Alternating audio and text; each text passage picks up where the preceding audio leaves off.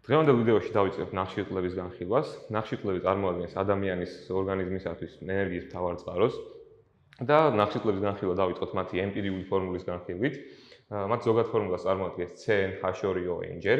ფორმულიდან გამომდინარე ვხედავთ, რომ ნახშირწყლების მოლეკულა შეიცავს ნახშირბადის, წყალბადისა და ჟანგბადის ატომებს და უმრავლეს შემთხვევაში წყალბადის ატომების თანაფარდობა ჟანგბადის ატომებთან არის 2:1-თან. ნახშირწყლების კლასიფიკაცია ახორციელდება მათ მოლეკულაში მონომერულ ერთეულთა რაოდენობის მიხედვით. გვაქვს მონოსაქარიდები, რომლებიც ერთ მონომერულ ერთეულს შეიცავენ, ოლიგოსაქარიდები, რომლებიც მონომერულ ერთეულთა რაოდენობა მერყეობს 2-დან 7-მდე, ხოლო პოლისაქარიდები, რომლებიც 7-ზე მეტ მონომერულ ერთეულს შეიცავენ. დავიწყოთ მონოსაქარიდების განხილვით. მონოსაქარიდების მოლეკულა შესაძლოა შევხვდეთ 3, 4, 5 ან 6 ნახშირბადის ატომს. 3 ნახშირბადიან მონოსაქარიდს ეწოდება ტრიოზა, 4 ნახშირბადიანს ტეტროზა, 5 ნახშირბადიანს პენტოზა, ხოლო 6 ნახშირბადიანს ჰექსოზა.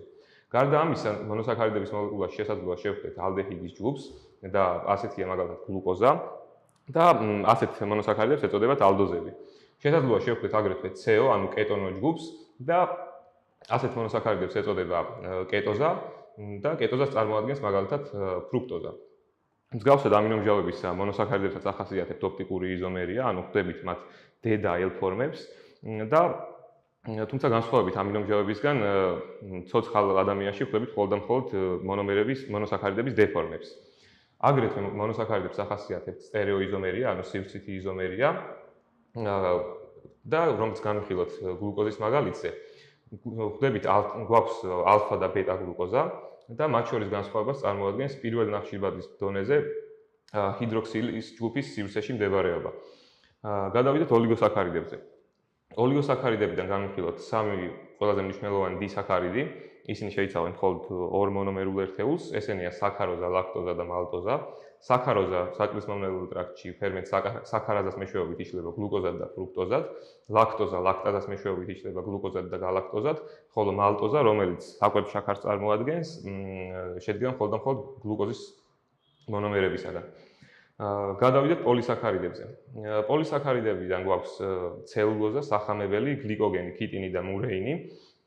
ცელულოზა და სახამებელი აქედან წარმოადგენენ მცენარეულ პოლისაქარიდებს, ხოლო გლიკოგენი ცხოველურს, ქიტინს დიდი რაოდენობით ხვდებით სოკოების შემადგენლობაში, ხოლო მურეინი ბაქტერიების და მიკროორგანიზმების უჯრედის კედელში შედის.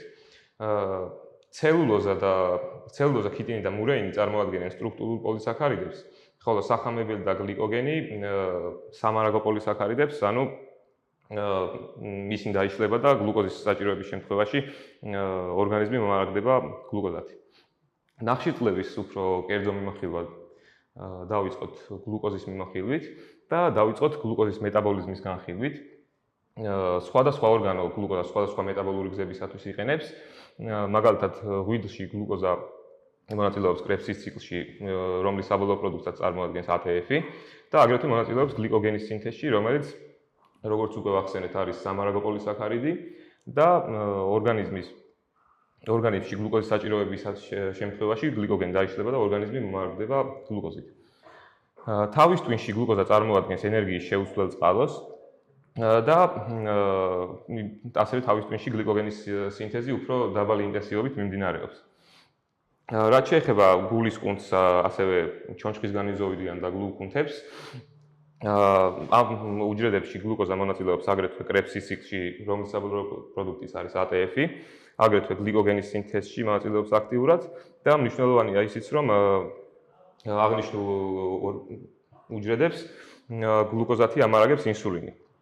რაც შეეხება ერითროციტებში გამომდინარე იქიდან, რომ ერითროციტებს უჯრედული სტრუქტურები არ გააჩნია და მათ შორის არც მიტოქონდრია, აქ გლუკოზა მონაწილეობს ანაერობულ მეტაბოლიზმში, რომლის შედეგადაც წარმოიქმნება ლაქტატი და ლაქტატი ანუ გზემჟევა და იგი შემდგომში ვიდის ღვიძლში, სადაც ისევ გარდაიქმნება გლუკოზად. აგრეთვე ერითროციტებში გლუკოზა მონაწილეობს HMP შუნთში, რომლის საბოლოო პროდუქტად წარმოადგენს ნატ-პჰ-ში.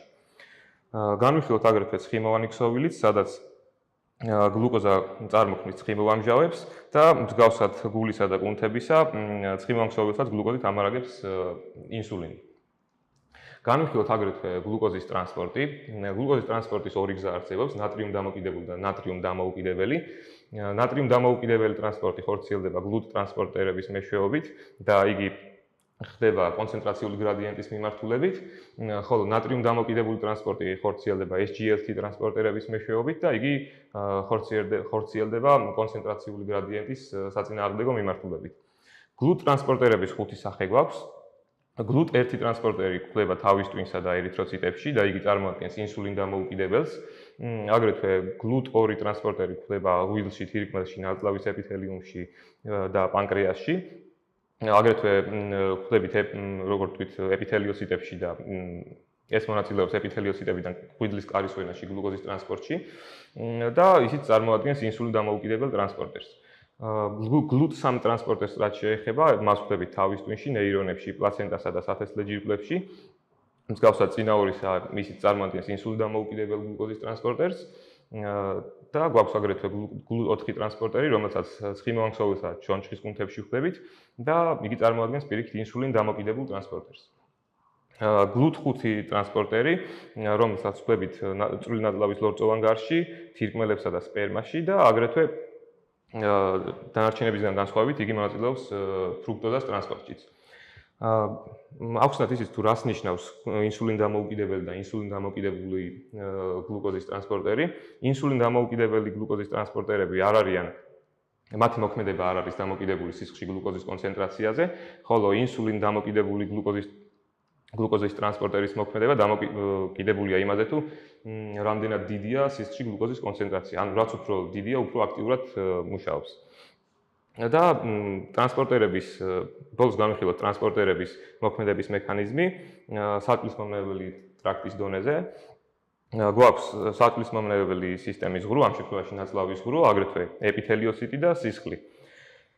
საწვრისმომნელებელი სისტემის ღრუში გლუკოზის კონცენტრაცია ბევრად უფრო დაბალია ვიდრე ეპითელიოციტში და ვინაიდან საწვრისმომნელებელი სისტემის ღრუდან ეპითელიოციტში გლუკოზა უნდა ტრანსპორტირდეს კონცენტრაციული გრადიენტის საწინააღმდეგო მიმართულებით, აქ მონაწილეობს SGLT ტრანსპორტერი, ანუ ნატრიუმ დამოკიდებული ტრანსპორტის გზა.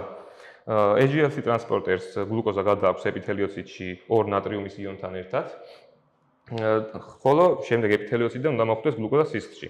ეპითელიოციტში გლუკოზის კონცენტრაცია უფრო მაღალია ვიდრე სისხლში, შესაბამისად, აქ გვჭირდება გლუკოზა ტრანსპორტირდება კონცენტრაციული გრადიენტის მიმართულებით და საჭიროა ნატრიუმ დამოუკიდებელი გზა, ანუ გლუტ ტრანსპორტერი.